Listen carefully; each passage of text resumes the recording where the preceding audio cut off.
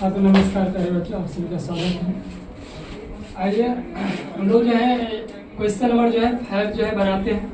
Question number 5 जो है बोला जा रहा है कि 10x बराबर जो है -5 बटा कितना है 12 है। और बोला जा रहा है x जो है दूसरे चतुर्थांश में स्थित है। किसमें है? दूसरे में स्थित है। तो पूछ रहा है कि बाकी जो है 5 जो त्रिकोणमितीय फलन है उसका वैल्यू पूछ रहा है। ठीक है ना। यहाँ पर देखिए ये जो है हम लोग जो है पढ़े हैं, इसलिए क्वेश्चन किया कि सिर्फ साइन और कोसेक ये जो है दूसरे में क्या होता है, ये दूसरे पाद है ना, द्वितीय में क्या होता है धनात्मक, बाकी सब क्या होगा ऋणात्मक होगा। ठीक है ना। तो अब इसको हल करते हैं। क्या करते हैं? इसको अब हल करते हैं। तो क्योंकि हमारे पास दिया क्या 10x बराबर कितना दिया हुआ -5 बटा 12। देखो यहाँ पर ये भी ध्यान दो माइनस में है 10, किसमें है? क्यों माइनस में है? क्योंकि द्वितीय पाद में क्वेश्चन में दिया हुआ है कि दूसरे में 10 क्या होता है ऋणात्मक। क्या होता है दूसरे पाद में जो है केवल साइन और उसका व्युत्क्रम क्या होता है कोसेक धनात्मक होगा, बाकी सब क्या होगा ऋणात्मक होगा। तो अब यहाँ पर बाकी सब का निकालने बोला जा रहा है। तो यहाँ पर 10 में है, हम यहाँ पर क्या करेंगे? तो ये जो है किसमें है? क्योंकि ये जो है x जो है किसमें है?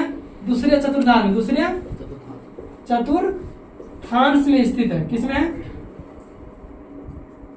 इसका मतलब ये हो गया, इसका मतलब ये हो गया कि अर्थात इसका मतलब हम ये कह सकते हैं ये जो है x का वैल्यू कहां से कहां होगा बोलो 90 डिग्री से लेकर कहां तक 180 डिग्री तक, इसी में है ना। इसका मतलब ये हो गया दूसरे चतुर्थांश के मतलब क्या हो गया कि 90 से लेकर कहां तक होगा 180 डिग्री तक, ये ना है।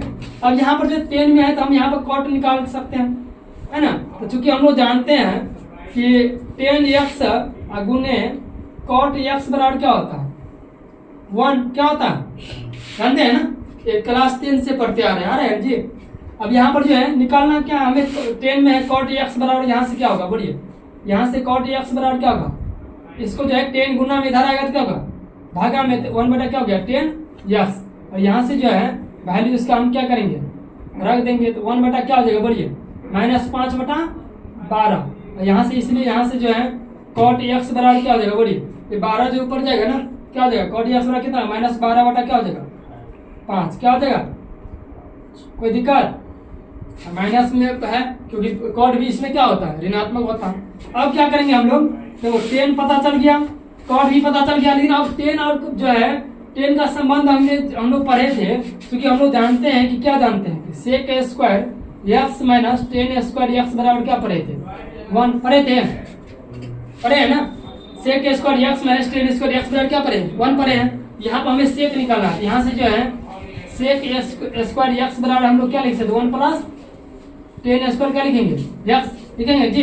सेक स्क्वायर x बराबर क्या लिखेंगे 1 प्लस 10 स्क्वायर x, और 10 का वैल्यू हमें पता है कितना है, क्या है बोलो -5 बटा कितना है 12 का स्क्वायर कर देंगे, और यहाँ से कैलकुलेट करेंगे तो 1 प्लस क्या होगा 5 का स्क्वायर करेंगे कितना होगा 25, 12 का स्क्वायर कितना होगा 144। यहाँ से जो है इसको कैलकुलेट कीजिएगा क्या होगा बोलिए, यहाँ से जो है सेक स्क्वायर x बराबर यहाँ से क्या हो जाएगा बढ़िए 144 एलसीएम हो जाएगा, कितना होगा 144 जो है यहाँ पर एलसीएम हो जाएगा ना, 144 क्या हो जाएगा आपका एलसीएम हो जाएगा। तो यहाँ पे क्या हो जाएगा 144 प्लस क्या हो जाएगा 25, और यहाँ पर कैलकुलेट जोड़िएगा कितना होगा 5 4 9 4 2 6 169 बटा कितना हो गया 144।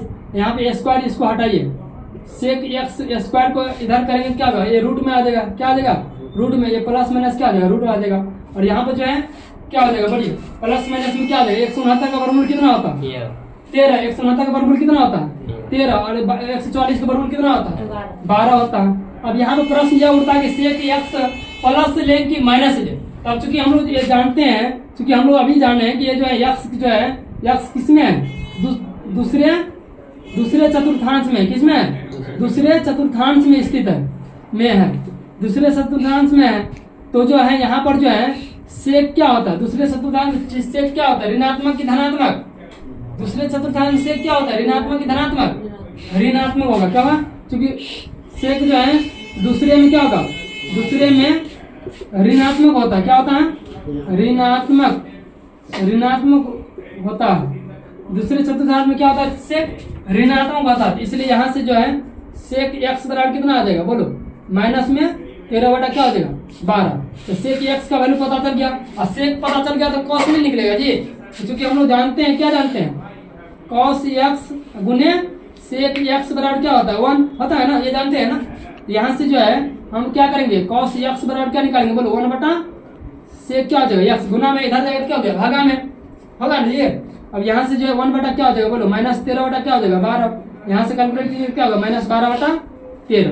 तो यहाँ से क्या निकल के आ गया बोलिए यहाँ से, इसीलिए जो है कॉस एक्स बराबर क्या निकल के आ गया -12 बटा क्या आ गया 13, -12 बटा क्या आ गया 13 हो गया। कॉस का भी वैल्यू पता चल गया, हो गया ना। अब हमें चाहिए किसमें साइन में, ये साइन अगर कॉस निकालेंगे तो साइन भी निकल जाएगा। तो चूंकि हम लोग जानते हैं, अब हम लोग क्या जानते हैं बोलो cosec square x minus cot square x बराबर क्या होता है 1 होता है ना, ये पर है ना, कहाँ पर है cosec square x minus cot square x बराबर क्या होता है 1 होता है। अब यहाँ से हम लोग जो है इसका वैल्यू इसको रखते हैं, क्या हो जाएगा बोलिए यहाँ से जो है क्या निकालना है हमें कॉसेक निकालना है। तो कॉसेक स्क्वायर एक्स बराबर क्या हो जाएगा बोलिए कॉसेक स्क्वायर एक्स बराबर क्या होगा 1 प्लस कॉट स्क्वायर एक्स, और कॉट की वैल्यू हमें निकाले है ना -12 बटा क्या होता है 5, तो 1 प्लस क्या होगा -12 बटा 5 का स्क्वायर हो जाएगा। यहाँ से 1 प्लस क्या होगा 12 का स्क्वायर कितना हो गया 144 बटा में क्या हो गया 25। यहाँ पे एलसीएम कितना आ गया 25 आ जाएगा ना, एलसीएम कितना होगा 25 प्लस क्या हो जाएगा 144, और यहाँ से जो है जोड़ेंगे कितना होगा 169 बटा 25। और यहाँ से जो है कॉसेक जो है स्क्वायर को हटाएंगे तो इधर क्या आ जाएगा रूट में क्या आ जाएगा रूट में, यहाँ प्लस माइनस रूट होगा। तो 169 का वर्गमूल कितना होता है 13 होता है, तो प्लस माइनस क्या आ जाएगा 13, 25 का वर्गमूल कितना होता है 5 होता है। अब कॉसेक धनात्मक होगा कि ऋणात्मक क्या होगा, तो चूंकि ये जो है ये किसमें है दूसरे में स्थित है, दूसरे चतुर्थांश में है, चतुर्थांश में है, चूंकि एक्स जो है दूसरे चतुर्थांश में है, इसलिए क्या हो जाएगा इसलिए क्या होगा कॉसेक का मान क्या होगा धनात्मक होगा, क्या होगा धनात्मक होगा, क्या होगा धनात्मक होगा। कॉसेक का मान क्या होगा धनात्मक होगा, दूसरा में कॉसेक क्या होता है धनात्मक होता है ना, क्या होता है धनात्मक होता है।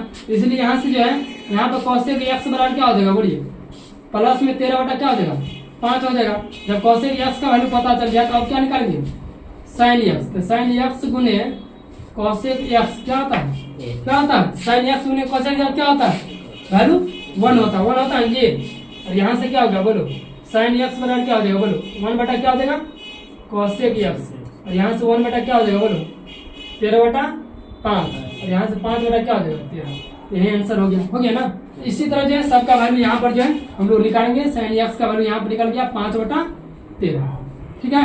ये सारा वैल्यू निकाल लिए। इसी तरह आप लोग इसको बनाइए बढ़िया से जितना है, बस देखिए दिमाग में जो है ना 10th से ही पढ़ते आ रहे थे इसका निकालना, ठीक है ना। इसका यूज करिए, जहाँ जो फॉर्मूला है सब हम यहाँ पर लिख दिए, किस किस का हम लोग यूज किए सारा फॉर्मूला हम यहाँ पर लिख दिए, ठीक है।